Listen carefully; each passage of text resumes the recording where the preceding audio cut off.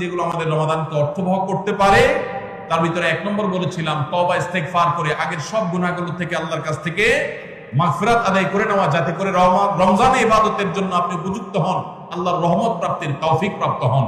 অনেক সময় গুনাহগুলো ইবাদতের ক্ষেত্রে বাধা হয়, গুনাহের কারণে আল্লাহর ইবাদতের তৌফিক হয় না। নাম্বার 2, আল্লাহ রাব্বুল আলামিন রমজানের এবং সিয়ামের যে ফজিলতের কথা বলেছেন, নবীজি সাল্লাল্লাহু আলাইহি ওয়াসাল্লাম যেসব ফজিলতের কথা বলেছেন, মর্যাদা, মাহাত্ম্য, তাৎপর্যের কথা বলেছেন, এগুলো আলোচনা, পর্যালোচনা, এগুলো এখন থেকে শুরু করা। আপনার অফিসে, বাসায় বিভিন্ন রকমের হাদিস, রমজানের ফজিলত, সাহরি ইফতারের ফজিলত, গুনাহমুক্ত থাকার ফজিলত, তাকওয়া চর্চার ফজিলত, রমজানের আমল, এগুলো এখন থেকে জানাশোনা শুরু করে দেন। এখন থেকে এটা রিহার্সাল শুরু করেন। রমজানকে অর্থবহ করবার জন্য আমরা রমজান প্ল্যানার করেছি। রমজানকে অর্থবহ করবার জন্য আমরা কোরআন তারাবির সালাতে কোরআনের বার্তা বই করেছি। রমজানকে অর্থবহ করার জন্য আমাদের আরেকটা বই আসছে, মাহে রমজানের 27 আমল। এই সব আয়োজন কিভাবে রমজানকে সুন্দরভাবে কাটানো যায় সেজন্য এখন থেকে আপনি ফজিলতের হাদিসগুলো জানেন, আলোচনা করেন, দেয়ালে দেয়ালে নিজের বাসায় লাগায় রাখেন এবং বারবার দেখেন, পর্যালোচনা করেন, আবহাওয়া তৈরি হবে ইনশাআল্লাহ। নাম্বার 3, তৃতীয় প্রস্তুতি হলো এইবারের রমাদানে যে কোনো ভাবে মাগফিরাত আদায় করে ছাড়বো আল্লাহর কাছ থেকে। জাহান্নামীদের তালিকা আমার নাম থেকে থাকলে এটা কাটায় ছাড়বো, এই মর্মে প্রতিজ্ঞা করা, এটাও প্রিপারেশন। এখন থেকে নিয়ত করা যে এই রমজানটা অর্ডিনারি রমজান হবে না, এই রমজানটা শুধু সাহরি আর ইফতার আর তারাবি এই 3 জিনিসের নাম হবে না, এটা একটা অর্থবহ রমজান হবে। একটা নাফরমানি আমি করব না, একটা গুনাহ আমি করব না। এখন থেকে প্রতিজ্ঞা করতে হবে নিজের সাথে নিজে, প্রতিদিন নিজের সাথে নিজের বোঝাপড়া ফাইনাল করতে হবে, এটা প্রস্তুতি।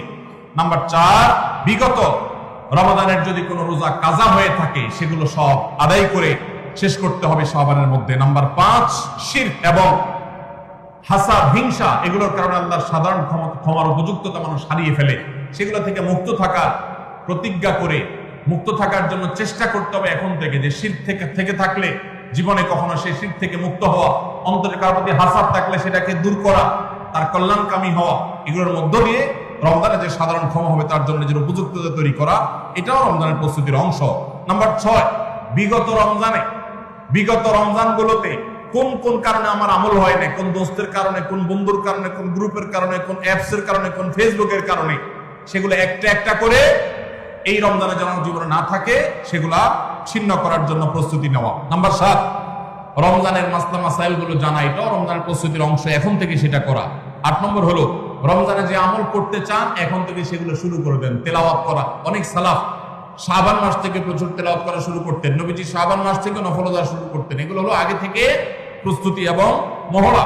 রমজানে যা করবেন, দান সাদকা করবেন, এখন থেকে লিস্ট করেন, তালিকা শুরু করে দেন, টাকা পয়সা জমা শুরু করে দেন, এগুলো হলো পার্ট অফ প্রিপারেশন। 9 নম্বর হলো রমজান কিভাবে কাটাতে চান তার একটা রুটিন করে ফেলেন, দিন রাত 24 ঘন্টার রুটিন। বাচ্চাদের, ফ্যামিলির অনেক ধরনের আমল আছে রমজানকে কেন্দ্র করে, যেগুলো হারিয়ে গেছে আমাদের সমাজ থেকে। রুটিন করেন এবং ইলম অর্জন করার চেষ্টা করেন। নাম্বার 10, চাঁদ দেখার চেষ্টা করতে হবে, এটাও রমজানের প্রস্তুতির অংশ। আর 11 নম্বর হলো আল্লাহর কাছে দোয়া করতে হবে, আল্লাহ যেন আমাদেরকে রমজানের রোজাকে যথাযথভাবে আদায় করার তৌফিক দান করেন। চেষ্টা করা যাবে তো ইনশাআল্লাহ। আল্লাহ রাব্বুল আলামিন আমাদের সবাইকে রমজানকে সর্বোচ্চ কাজে লাগাবার, সর্বোত্তম ব্যবহার করবার তৌফিক দান করুন। সবাই চেষ্টা করবো তো ইনশাআল্লাহ। ভাইরা আমার, জীবনে রমজান হতে পারে এটাই শেষ, সেই চিন্তা করেই আমাদেরকে রমাদানকে ইস্তেকবাল করতে হবে, অভ্যর্থনা জানাতে হবে। এটাকে শেষ রমজান ধরেই প্রিপারেশন নিতে হবে, আগাইতে হবে। এইবার যদি সুযোগ মিস হয়, হয়তো আর সুযোগ আমার কাছে আসবে না, সেই চিন্তা করেই করতে হবে।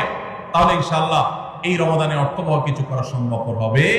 আমরা সবাই সেজন্য যার যার জায়গা থেকে সচেষ্ট হব আগে থেকেই। এবং মনে রাখবেন, আবারও বারবার বলছি যে নবী সাল্লাল্লাহু আলাইহি সাল্লামের সেই হাদিসটি মাথায় রাখতে হবে, রমজান মাসটা আমল করে, ইবাদত করে কিছু কামাইতে পারলাম ভালো, না কামাইতে পারলাম তেমন কোনো ব্যাপার না। ব্যাপারটা সেরকম না।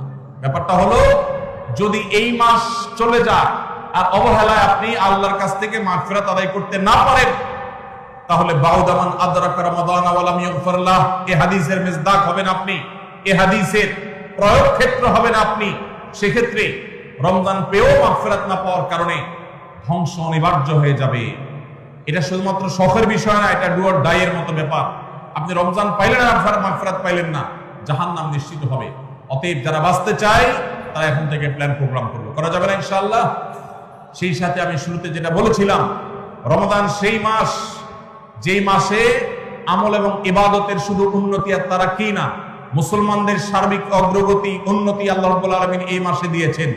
ঐতিহাসিক বদরের যুদ্ধের সেই স্মৃতি বিজড়িত মাস এই রমাদান, মক্কা বিজয়, বড় বড় ঘটনা ইসলামের ইতিহাসে, বড় বড় সাফল্য আল্লাহ তাআলা রমাদানে দিয়েছেন। অতএব সেই জন্য নিজেদেরকে প্রস্তুত করতে হবে, প্রস্তুতি এখন থেকে গ্রহণ করতে হবে। এবং বাংলাদেশের এই মাটি আল্লাহ রাব্বুল আলামিন যেন দ্বীনের জন্য, ঈমানের জন্য, কোরআনের জন্য, সুন্নাহর জন্য কবুল করেন। এদেশের মুসলমানদের অন্তরের অন্তঃস্থলে যেন দ্বীনকে আল্লাহ তাআলা গেঁথে দেন। আমাদেরকে সবাইকে যেন আল্লাহ তাআলা প্র্যাকটিসিং মুসলমান বানায় দেন। নামদারি মুসলমানদেরকে আল্লাহ যেন সিরিয়াস মুসলমান বানায় দেন। নামাজি মুসলমানকে যেন আল্লাহ আখলাকওয়ালা মুসলমান বানায় দেন। আখলাকওয়ালা মুসলমানকে যেন আল্লাহ মুখলেস মুসলমান বানায় দেন। আমরা সবসময়